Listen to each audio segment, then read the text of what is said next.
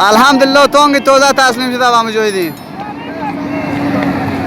تازه تسلیم شد به مجاهدین. تازه تانگ اومد به مجاهدین تسلیم شد با تمام عسکرها.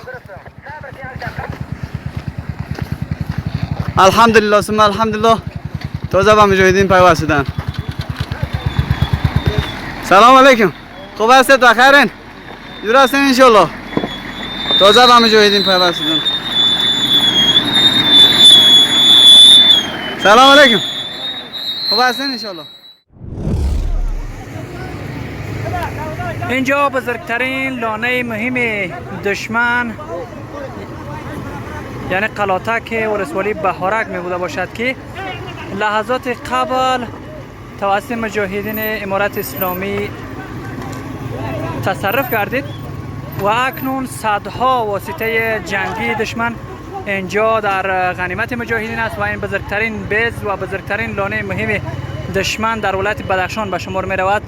بیش از 10 ها تانک و رنجر و اینترنشنل و غیره وسایط دیگر در اینجا به غنیمت مجاهدین در آمده. شما ورود مجاهدین را هم اکنون به داخل این محوطه میبینین. الحمدلله این بزرگترین پیروزی در تاریخ امارت اسلامی در ولایت بدخشان خوانده می شود.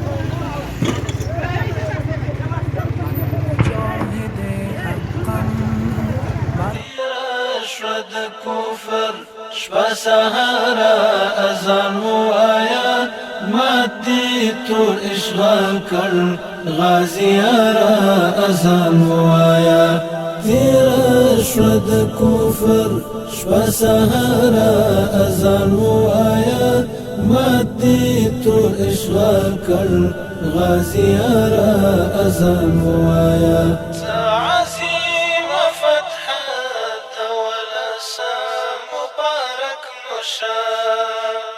عزيمة فتحة دولة سا مبارك مشا زمون دس في الجمعة شاهد منارة أذان وايا عزيمة فتحة دولة سا مبارك مشا زمون دس في الجمعة شاهد منارة أذان وايا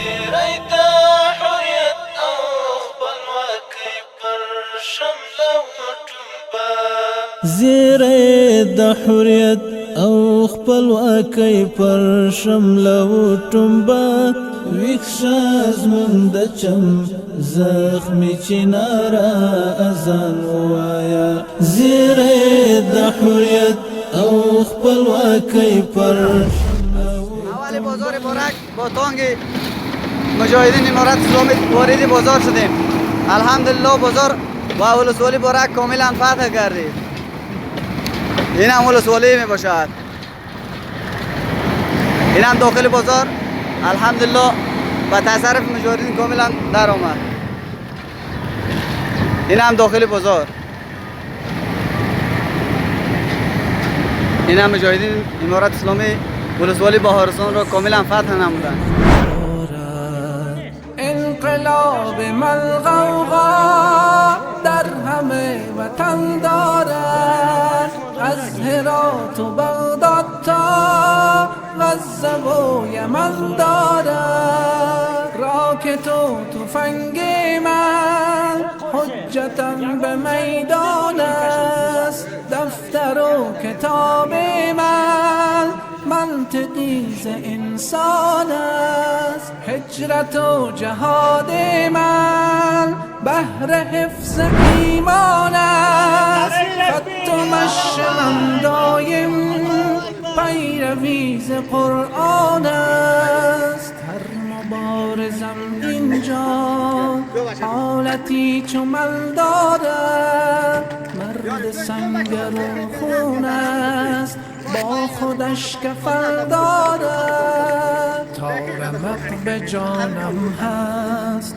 حامی مسلمانم پاسدار این اساکری که در کمربند کرسهید اسیر مجاهدین شده بودند امین اکنون با حضور قومهای یفتل زمین و بدخشان از سوی مجاهدین آزاد گردیدند. نه فضل خدا هیچ کدام برخوردی خشین نکردن. اما از لحظه که ما دستگیر شدیم بسیار برخوردی مناسب و متو انسانیت شرافت بخی از حد اضافه دیگه. ما خوش هستیم از برخورد اینا تا فعلا. هیچ کدام از رویه و برخورد مجاهدین شما را خوشتان آمد؟ بله کاملا اسلامی است. هیچ کدام دیگه یک ذره واری کدام گپ خشین و خارجی از چوکات اسلام به ما چی نشده.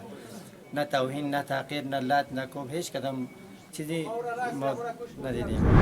از رسول الله صلی الله علیه و سلم پرسان شد کسی به خاطر عصبیت و قومیت جنگ، کسی به خاطر از این جنگ که میره مردم شجاع و دلیر، کسی به خاطر می جنگه که مال غنیمت به دست بیارم، مال به دست بیارم. کدام یکی از این راه است؟ رسول الله صلی الله علیه و سلم در جواب فرمود: من قاتل لتكون كلمة الله هي العليا فهو في سبيل الله. اینا بدانید فقط او جنگ در راه الله، او جنگ در راه الله و او جنگ پیش الله ممدوح است. او به خاطر اعلای کلمه الله باشد، جنگی که به خاطر وطن باشد، جنگی که به خاطر عصبیت باشد، جنگی که به خاطر اظهار شجاعت باشد، به خاطر به دست آوردن مال باشد، همه از این معذور است. ما با کسایی که در برابر ما ایستاد بسیار وقتایی تو ازشون سوال میشه چرا مثلا یگانه دشتری داشته که والا روزگار نمیشه. ببین به خاطر دنیا در برابر مردم صلاح میگه جنگ و ایرا مجاهدینی که در برابر اشغال و اشغالگرا و در جنگیدن دیگه یقین بکنید که نه به خاطر عصبیت بود، نه به خاطر قومیت بود، نه به خاطر اظهار شجاعت و مردانگی بود، نه به خاطر به دست آوردن مال، هیچ چیز نبود، بلکه هدفشان رضای الله.